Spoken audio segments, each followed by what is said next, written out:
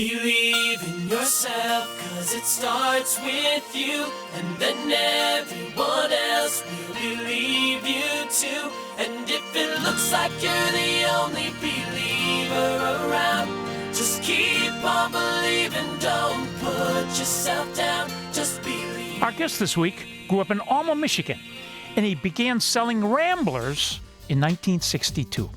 From 1968 to 2002, he owned various General Motors dealerships. Since 1994, he's owned the Dunmaglas Golf Course. On July 9th, 2006, his 26-year-old daughter, Kaylee, was left paralyzed from the neck down in a diving accident. Today, Kaylee's cure for paralysis has raised over $3 million for a cure for paralysis. His name, Mike Pung. And I'm Jack Krasula, and this is Anything is Possible on 760 WJR.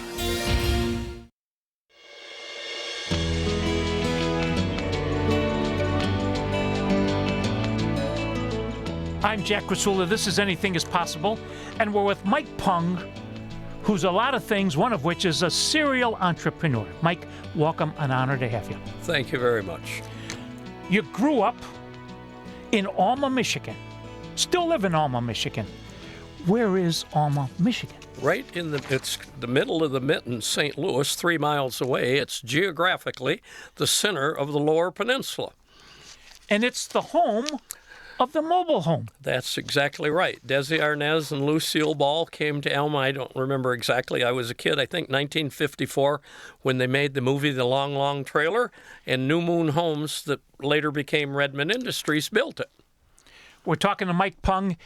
He was the Google before there was a Google. So, okay, let's go back. You're one of 7 kids, no money. Talk about your mom and dad and growing up in Alma, Michigan. Well, I say to people that say, hey, did you inherit money? No, I think I inherited the right way to go about things and to work. My dad and I'd sit on the porch on Sunday afternoon. He'd have a beer. He'd hand me a shot glass, fill it with beer, and he'd say, here, drink like a man. So I never wanted to drink when I was in college because I didn't like it. What's the biggest thing you learned from Dad, and what's the biggest thing you learned from Mom? From Dad, I learned to work. From Mom, I learned every day, because with 7 kids, trust me, she had a load of us behaving. And so I learned you better do things the right way. Okay. Dad was a car dealer. Yes. Selling something called a Nash. Correct. And went broke eventually. Yes. What were Nashes? Well, they were what later became the American Motors out of Kenosha, Wisconsin, and George Romney was the head of it, who then became the governor of Michigan. And then Commerce Secretary or something, I think. Yeah, I forgot about that part. All right. 1962, you're 21 years old, and you start selling something called Ramblers. Right. What were Ramblers? Well, that was the American Motors cars, just Ramblers. They made Nashes, and then they made a smaller car, and it was called a Rambler. And what was your pitch? That they were a good car. So, okay, 1965, Mike. You get a used car lot. Yes. You became a used car salesman. How and why? Because I wanted to be in business for myself. And actually, to give you a little background more of it, I had gone around to 2 or 3 dealers in the area and asked for a job selling cars. And they had reminded me that my dad had gone broke doing it. And so I left and said to myself, I'll bankrupt you. Jokingly, but I was going to show them that I'd be better at the car business than they were. All right, you get a lot, an empty lot, then you got to buy these cars. Where did you ever get the money to get an inventory of cars? Well, in the beginning for the used car lot, I went to a couple of banks. I didn't have any money, and they turned me down, so I went to the local finance company, but it was out of Saginaw, and I told the guy that I wanted to borrow a few $1,000s to buy used cars, and I said, the banks charged too much interest. They said yes. They had said no. And I got the loan from him to start to buy the used cars. Okay, back in the day, the model of a used car salesman was not that good. Were you one of the few honest ones? I think so. I'm the guy that got John Engler to put everybody that sells their car today and has for the last 30-some years has to sign a mileage affidavit, and it's written on the title. And I got Engler to get that law passed because I was sick of competitors setting back the odometers, and it was an epidemic. All right. In 1968, you take 101 trips, Mike Pung, to see a man named Russ Fredrickson, who was a Cadillac dealer in Alma. 101 times you went to see him. What did you ask him? Well, I was trying to buy his dealership. He was a very nice guy, a very smart guy. He'd been a captain in World War II. But he drank all day long, and so sometimes he didn't always want to do the same thing the next day. And so it took me that many times to convince him that I could buy his dealership because, in fact, he died 3 months after I bought it. So he knew that he ought to be selling out. All right, you were 26 at the time. You have a Cadillac dealership.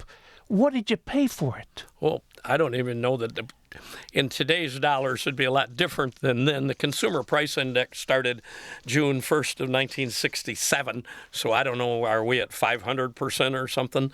So you don't include inventory because the inventory you floor plan. So it was probably $150,000 or something. We're talking to Mike Pung. Quite a story.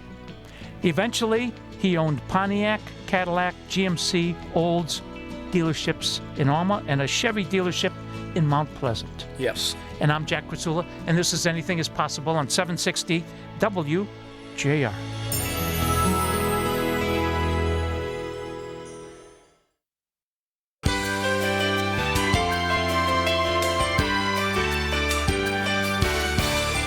This is Anything is Possible. I'm your host, Jack Krasula. We're with Mike Pung. From 1968 to 2002, he owned various General Motors dealerships, Pontiac, Cadillac, GMC, Olds in Alma, and Chevy in Mount Pleasant. Let's talk about auto dealers. They have huge hearts, Mike. And they all seem to have a culture of giving back to their local communities. Why so? Well, maybe because in World War II, they stopped building cars, so cars immediately after the war were so hard to get, and so they would take the best bid they could get. So people, I think, thought that was being crooked when you got bids, or, I thought I was going to buy the car for $400, and the next guy offered $450, and you didn't get it. So I think that culture might have been, hey, we better be more honest because everybody thinks we're crooks. And so that probably, I wouldn't be the expert at it, but I certainly have that opinion. And I never had problems dealing with the other dealers. It would be a phone call and you get a dealer trade or you sell them a used car or whatever. And I thought they were the best bunch I ever dealt with businesses-wise. And like you said about giving, I think we had 3 or 4 a day that would come in asking for something. The whole county the schools for everything they wanted, but that's what you did. You helped the community. And especially when you're in a little town, I never bought anything out of town that I could buy in Alma, Mount Pleasant, or Charlevoix. You employed a lot of car dealers, a lot of car salesmen through the years. What did the best ones have in common other than selling a lot of cars? I think the best ones were the honest ones because I'd have to fire some that were the type that people would think that they'd tell somebody something, and that didn't work with me. I would run ads and tell people about down the street you can get a car and they set the odometer back or something, and we're not going to do that. We're not going to tell somebody that something that isn't true. And in the service department, I would always, when somebody'd come in and they'd get a new battery, I wouldn't let our guys dispose of it, or a starter or a generator or whatever, because I'd have a joke. We have a discount on comebacks.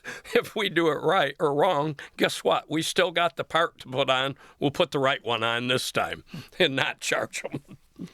God has blessed you, Mike, in many ways. One of the biggest was a lady named Alice that you married at age 36.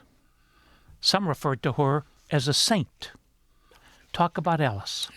Alice is a saint. My daughter, I never got married till I was 36. I was too busy working. And anyway, Alice was 29. Well, we have two kids, Kaylee and Mike.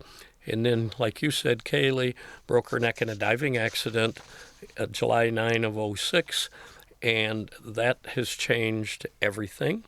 And for me, I have people, I still run different businesses, okay? So I have people on me all day, or distractions. Alice has to be with Kaylee constantly. Kaylee, I think, is a saint, but so is Alice for taking care of her and giving up her life.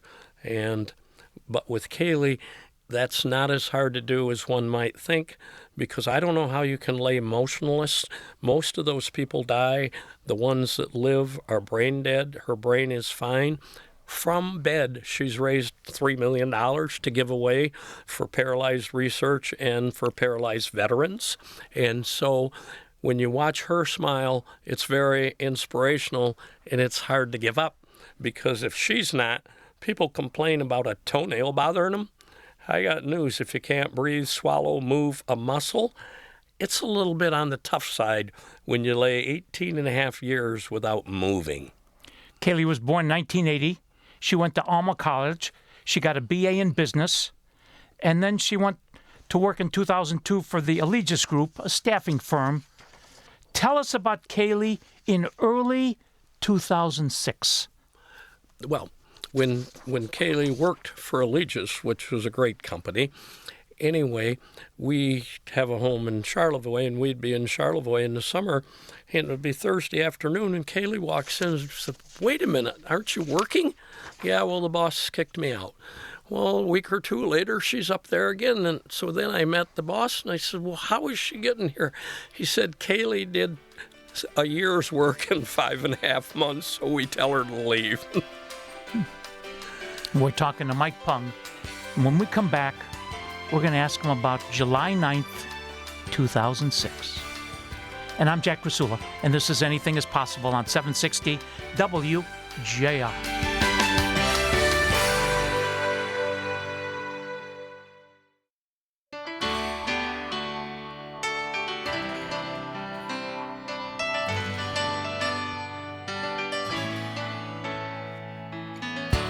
Welcome back to Anything is Possible. I'm Jack Krasula, and we're with Mike Pung. Mike, your daughter Kaylee. July 9th, 2006.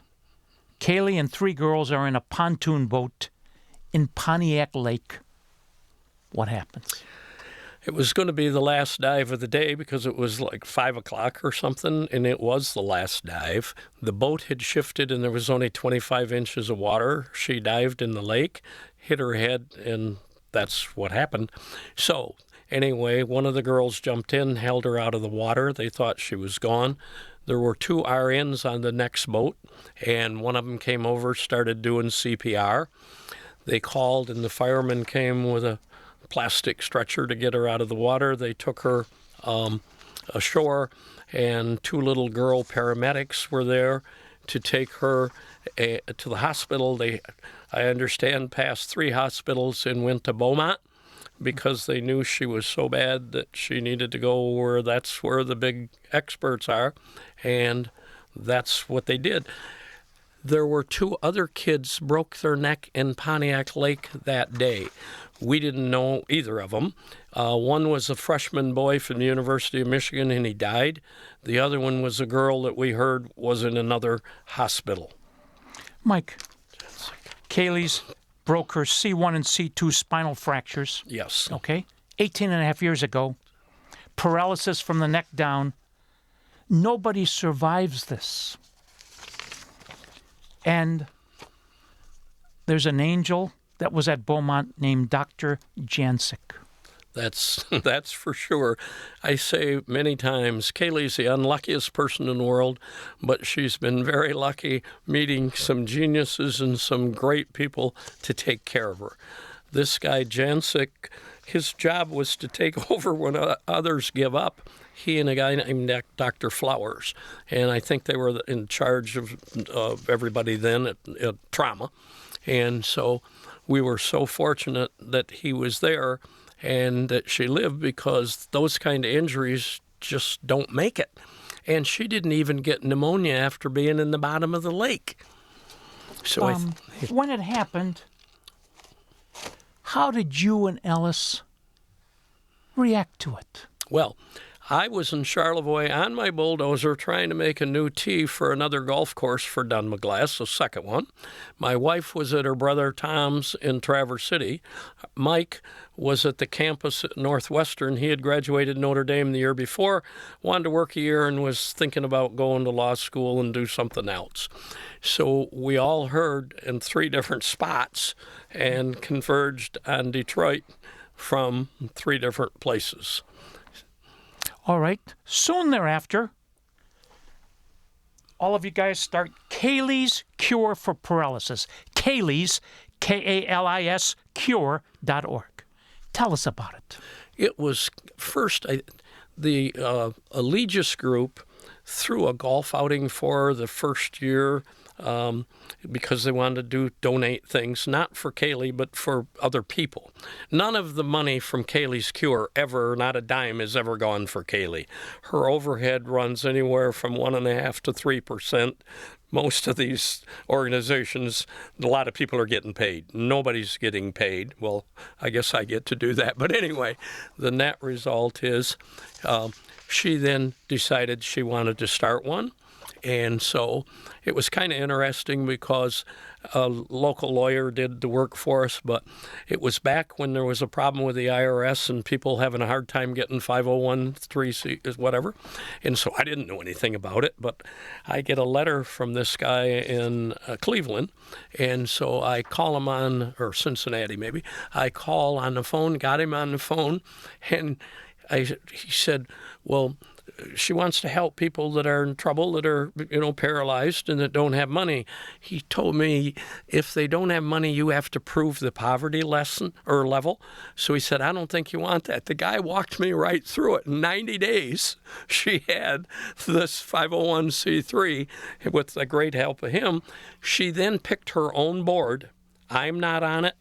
And that's a good thing, because I do the errands and the running and all that kind of stuff. She knows how to do it. Her board members are great. They know what they're doing. I've never even been to a board meeting. That way, I think it stays pure. God brought another angel, the late, great Frank Beckman.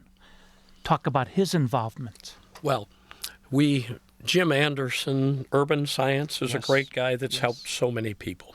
Found out about Kaylee and then got her down here, and that's when we met Frank Beckman. She got a big award, and Frank was the one. She and Mike, her brother, were on the stage with Frank. He presented it. Then he became a friend until he died, and he emceed Kaylee's Cure at Dunmaglass in Charlevoix every year, and he was just great. He and Karen would come and stay with us, and so we became very good friends. He would talk about her on the air, and that was good. And then Huge, the Bill Simonson, the sports show in Grand Rapids, found out, and he talks about Kaylee all the time. The mission of Kaylee's Cure is to assist in the financial support of spinal cord research and ultimately the cure for paralysis, while simultaneously helping individuals who are afflicted with the disability.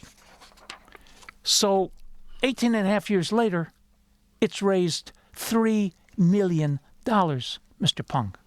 How? Well, we had a golf outing every year until COVID, and then we would have silent auctions, and then the big auctions, and people were so generous in donating the money, and so that's really helped, and that's where it came from. When COVID came, then we weren't able to have the golf outing, but we did have a party at our house every year, and we've been able to maintain that. Then Kaylee's mother was sick, and then the lady that helped the most, Anne, died, so getting the gifts and having the auctions has been almost impossible. We hope we can get back to that, but she's still, through the generosity of so many nice people, have been able to still raise a whole bunch of money. If you want to learn more, www.kaylees, K-A-L-I-S, cure.org. All right, let's talk about another angel. Out of Cleveland, Case Western Reserve University, Dr. Raymond Anders. Mike, tell us about him. He, first of all, we met him once when we were out at Craig Rehab in Denver. We were there for 5 months, and he came out. He's the genius that invented what you call the diaphragmatic pacer. At that time, the first person to have it was March of 2000. Christopher Reeve, Superman, was the second person. Kaylee was the 33rd person, and it was experimental medicine at that time. So anyway, we went to Cleveland to get it, and we had invited a doctor from by Swedish hospitals hooked on to Craig in Denver, and they were having a hard time deciding which one should learn to do the surgery. So her infectious disease doctor was a lady. I'm telling her about it. She said, my husband's a laparoscopic surgeon, and she said, came back the next day, and I said, well, I'll invite him to Cleveland. She said he'd love to come. So he came to Cleveland, and we brought a nurse from Craig also. And, of course, we're scared to death. Another surgery, she's not supposed to make it. So the doctor and the nurse came out, and she's fine. I said, well, great. Can you do the surgery now? He said, yes, I can, and now I know why the man said he could teach us over the phone. He said the man could have learned over the phone. He's talking about Dr. Anders. He said, I never knew a human being knew every cell in the body until today. That's a laparoscopic surgeon with a wife that's a specialist. I think he was blown away. Kaylee's Cure has given that Dr. Anders $1.3 million. Also, she's given away to paralyzed vets and research.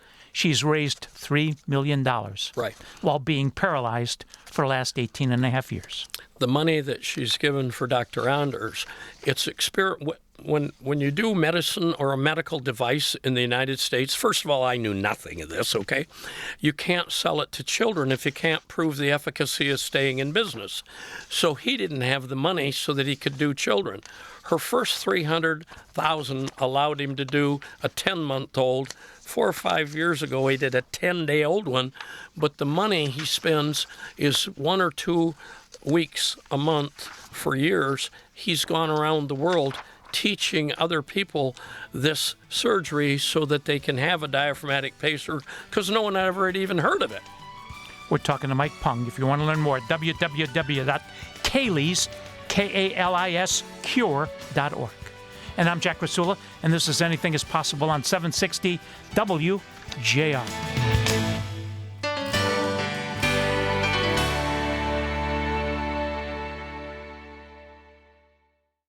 You've been listening to your inspirational fireside chat, Anything is Possible, for nearly 20 years. This is Anything is Possible, and I'm Jack Krasula. But what has Jack been up to lately? Search @AIP Speaker Series and find out. Jack has interviewed thousands of historical voices, some of whom have offered him their philosophy of life, like Tom Izzo. And Tom writes, work hard, persistence always wins out, discipline is the highest form of love. Stay humble. The great Ernie Harwell. My aim is to do justice, love mercy, and walk humbly with God. And the voices of our generation. I am reassured continuously that His unfathomable love and mercy are the greatest gifts of my life and my constant source of strength, reassurance, and guidance. His Holiness, Pope Francis. @AIP Speakers Series is the YouTube channel where all of these jewels can be heard, including some of Anything is Possible's greatest guests. And we're with Mitch Albom, The Little Liar is really a book about truth and lies and the price we pay when we lie. This is Anything is Possible, and with Tom Watson. My father loved to play with the pros at the club. Developed a very quick friendship with Stan and played some golf with him. And then he would ask me to play golf with him and Stan. Our guest this week was born with a rare disorder characterized by the absence of arms and legs. His name, Nick Vujicic. Something that every human being actually deals with, Jack.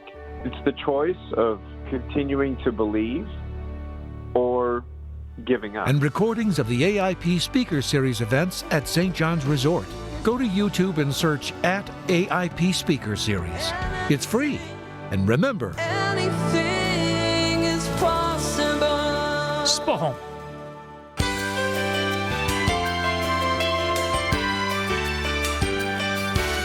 I'm Jack Krasula. This is Anything is Possible. We're talking to Mike Pung. In the last segment, Mike, you were talking about an angel, Dr. Ray Unders. Yes. Continue. Yes, he's a biomedical engineering professor and an MD surgeon at the university hospitals. But for people listening, he invented the diaphragmatic pacer with the idea of replacing vents in hospitals, but the impetus of it was people get Lou Gehrig's disease. They lose the contraction ability of the muscles in the diaphragm. So he implants, I think it was 4 wires, 2 to each diaphragm, and then a ground wire, and then this computer thing that he has, and he makes you breathe with your diaphragms, because if you breathe on a ventilator, it's like blowing up balloons. After a while, you blow up the alveoli in the lungs, and pretty soon you get pneumonia. So she'd have never lasted 18 and a half years if she was on a vent all day. She's on the diaphragmatic pacer, which is an absolute miracle, and it can be. And so if anybody out there knows somebody that needs it, look up Kaylee's Cure or University Hospitals in Cleveland, and you can find out about the pacer, because it's an absolute miracle. And then we have another angels. In Alma, we have an order of nuns, and some of them are doctors. So Dr. Firestone was a friend, and I met him and helped him the first day they came in 1973. So they just took over and taught us how to take care of Kaylee at home. Otherwise, when they put these people like Kaylee get put in the home, we have, Dr. Firestone told me I needed to have somebody in the room all the time. So we started a 40-second rule. If somebody leaves the room, someone else needs to be there in 40 seconds. If the vent quits, or the pacer, which never quits, by the way, then you have to be there, because people don't understand how bad it is to be a quadriplegic. You can't push a button. You can't scream. You can't do a thing. So if you have a problem, you're at the mercy of somebody, and they need to be there. So the sisters in Alma have been a great help. They still come to the house and see Kaylee all the time. And we have an angel in Alma, Dr. Smith, that comes all the time and helps. So as unfortunate as she is, she's been very fortunate about getting care. There was another angel, Dr. McDonald, and he died from Johns Hopkins. He was the genius that invented electrical stimulation for wounds. All right. He's past 18 and a half years, Mike. What's the biggest thing Kaylee has taught you and Alice? Well, she should teach the world to quit griping, because nobody has a problem compared to what that is. That's the biggest thing. Courage and faith in God. And, hey, I can do this regardless. It's impossible, but I'm doing it. With a smile. You're not mad at God. Why not? God didn't dive in the lake. I think God gives us a free will, and we use it, and there are accidents, and there are problems that people cause, and I don't think God gets involved in everyday's activity. He may be watching it and giving us some guidance, but God isn't doing a daily activity for us. That's why we have a free will and a conscience. All right. If there's a family tonight listening who's just experienced a horrific accident with a child, what do you say to that family? Don't give up. You will see him in heaven, even if it turns out to be the worst. But get some help and stick with it. And if that child can do what Kaylee does, then don't complain about having a sore arm or having to scrape the windshield in the winter on your car. Okay. At the start of the show, I said you are a quintessential entrepreneur, a serial entrepreneur. You own a golf course in Charlevoix by the name of Dunmaglass. Talk about running a golf course up north. Well, I think I set the record for having the worst marketed business in Michigan because after Kaylee got hurt, I don't really run it. I'm not there. I own it, and I have 900 acres. God made the land. It's not my fault that it's that beautiful, but we have spots 360 feet above the water, and you can see all the way to Beaver Island. You see, say, Lake Charlevoix. I bought the 900 acres to develop and build homes. I like building things. I have bulldozers, loaders, and all that kind of stuff. And so I've been building buildings my whole life. When I was a car dealer, I was also a contractor. I've built like 250 or 300,000 square feet of buildings and homes. So that's what I like to do. And that's what I wanted to do. Well, when Kaylee got hurt, we take care of her and Elma. And we're not in Charlevoix like I should be. That's why I said, I don't do a very good job of marketing, and I haven't gotten my second golf course built. It's still it's early. It's early. Yeah, it's early. Okay. I'm only 83. We're talking to Mike Pung. He also owns a hotel and a restaurant in Alma. You, Mike, have a can-do attitude. How do I get a can-do attitude? Well, first I have to take the derogatory part of that. Maybe you shouldn't, because I've had a lot of those projects that didn't make it. So maybe always thinking you can isn't the right thing. Actually, I'm not sure. I don't lose your confidence to anyone. It's Alma has not grown. We've lost too many good jobs. It's not the fault of Alma. The mobile homes were built there. Well, the mobile homes grew so big that you can't go east in Michigan, you can't go west and north, there isn't anybody, so the manufacturing all left, and then we lost some other good plants, and that doesn't help the economy. Okay. You went to see a man 101 times to ask him to sell his Cadillac dealership to you. There's a saying, I heard this from Zig Ziglar once, that 2% of the people quit after they hear the word no 5 times.